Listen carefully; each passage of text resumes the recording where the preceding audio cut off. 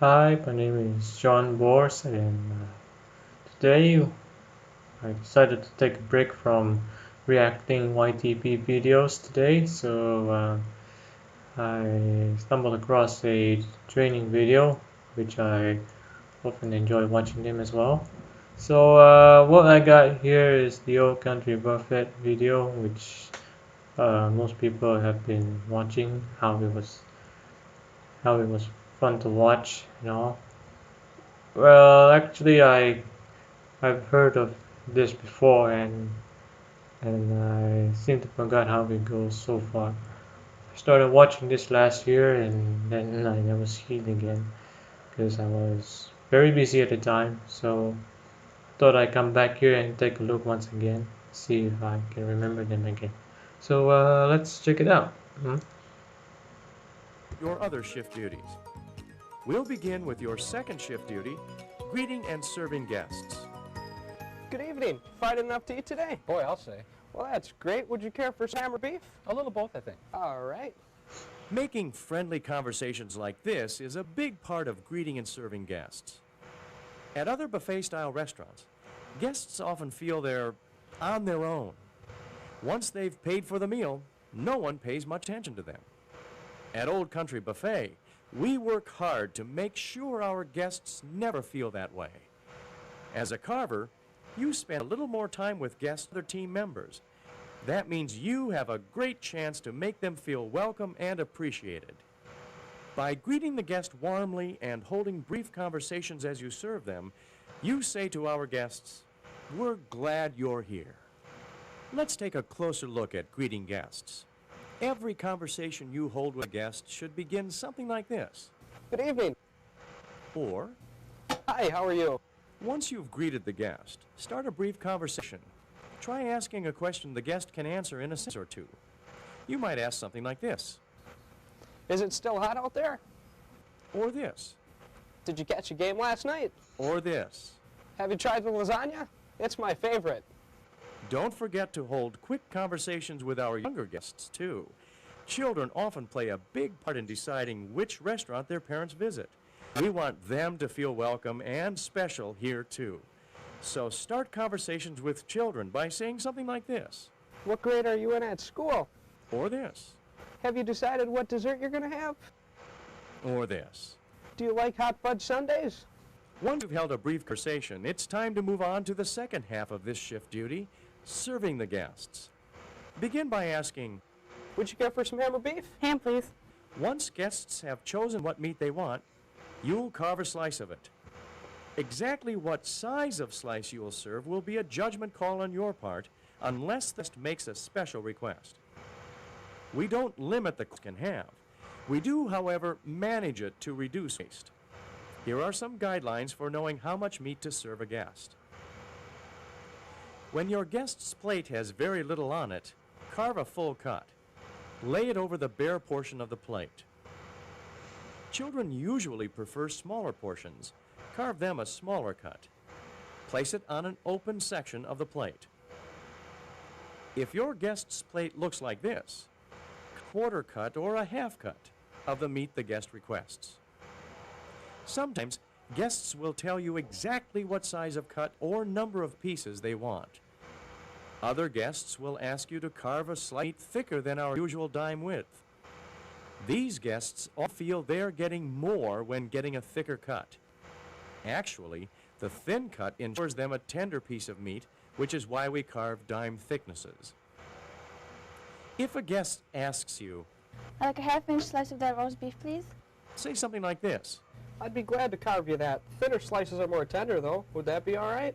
You can always come back up for more. Okay. Of course, if the guest insists on a thicker slice, honor the request. No matter what the topic of your conversation has been or what size slice you've served, you will end each guest contact with the same phrase. How's that for you? That's fine, thanks.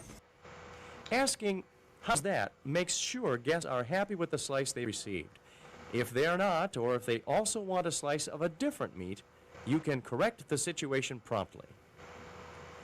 Guests will sometimes ask you questions about the food we serve and how we prepare it. To be ready for these questions, make the most of opportunities to learn about our menu items. If you are asked a question you can't answer, find someone who can answer it. The nearest manager is usually a good place to start.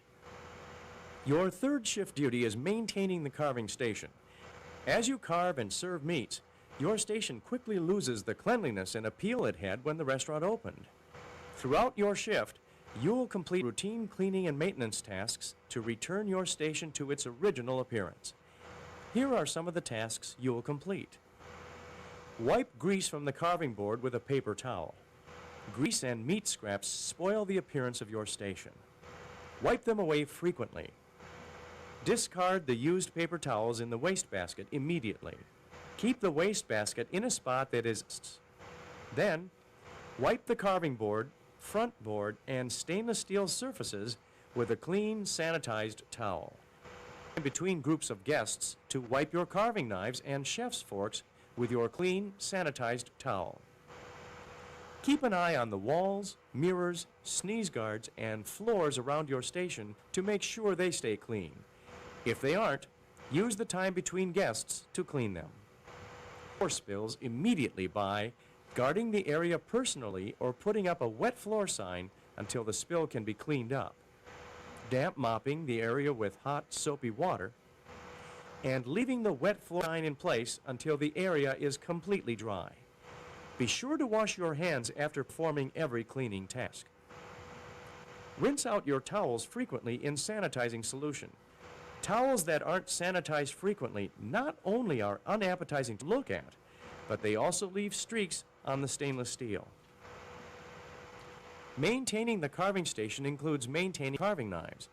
To keep your knives sharp and ready to carve, you use a grooved steel rod called, appropriately, the steel doesn't actually sharpen the knife. It hones it by aligning microscopic burrs on the edge of the blade. After cutting about 10 to 15 slices of meat, you'll notice that your knife isn't cutting as easily as it was when it was first sharpened. It's then that you'll use the steel to restore the knife's edge. Here's how to use the steel. Note that the process is described for right-handed carvers. If you are left-handed, reverse the process. Before you start, put a carver's protective glove on each hand. Hold the steel in your left hand. Hold the steel so the point is up. You will keep the steel's tip up throughout this process. Hold the knife in your right hand. Place the blade of the knife at the base of the steel on the side furthest from you. The cutting edge should be facing up. Blade up the steel, working left to right. Make sure the entire blade is drawn across the steel. Next, blade of the knife at the tip of the steel on the side closest to you. Again, the cutting edge should face up. Draw the blade down left to right. This hones the other side of the blade's cutting edge. Repeat this process several times on each side of the cutting edge. Draw the blade over the clean, sanitized towel lying on the carving counter. Do not hold the towel in your left hand. Your carving knives are sharp enough to slice not only through the towel, but all fingers. Remember, knives are never taken to the dish room for cleaning. Once you have wiped the steel with your clean, sanitized towel, return it to its appropriate place. Your fourth shift duty is assisting when the guest flow is light. When there are no guests at your station and you're caught up on your own tasks, you'll assist line attendants. Your final shift duty is doing whatever it takes to take care of the guests. At Old Country Buffet, serving guests is our #1 priority. You have many opportunities throughout your shift to lend a helping hand to our guests. Every time you offer that helping hand, chances are you increase guests' satisfaction with his or her visit. Before we leave your shift duties, let's take a minute or two to look closely at something you need to be aware of every minute you're on the job. Safety. As a carver, you work in an area with a high potential for accidents. Sharp knives, grease from the hand, and the rush of a busy shift can sometimes combine to create a disaster. That's why you need to always work safely. Here are a few things to keep in mind. Treat your knives with respect. They are razor sharp, honed to an edge that cuts through meat with only a little pressure.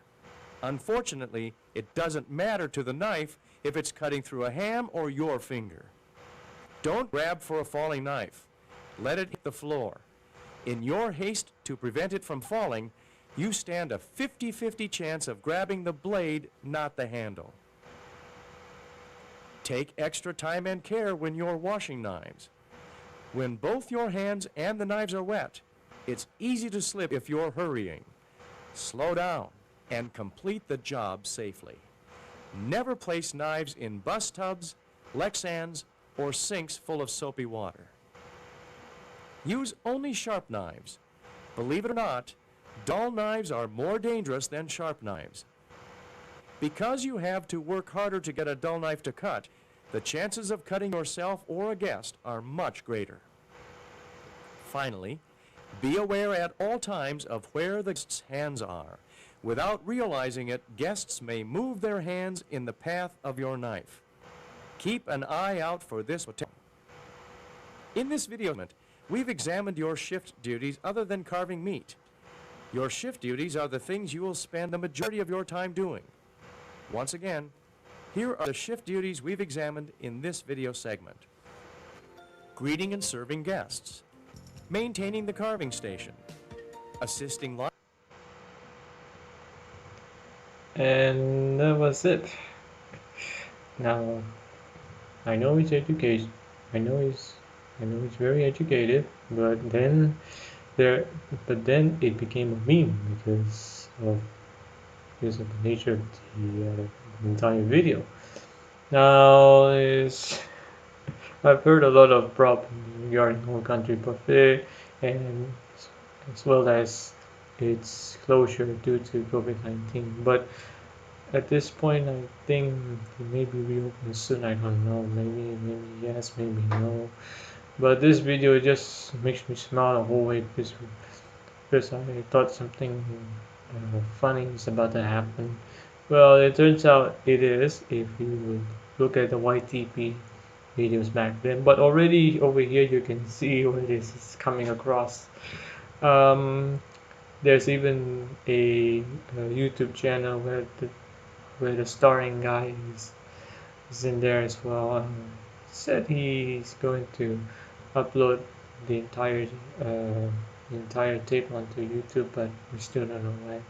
But anyway, overall, I enjoyed this training video, and hopefully I get to see another one of these kinds soon. But we just have to see how good, how weird it will be.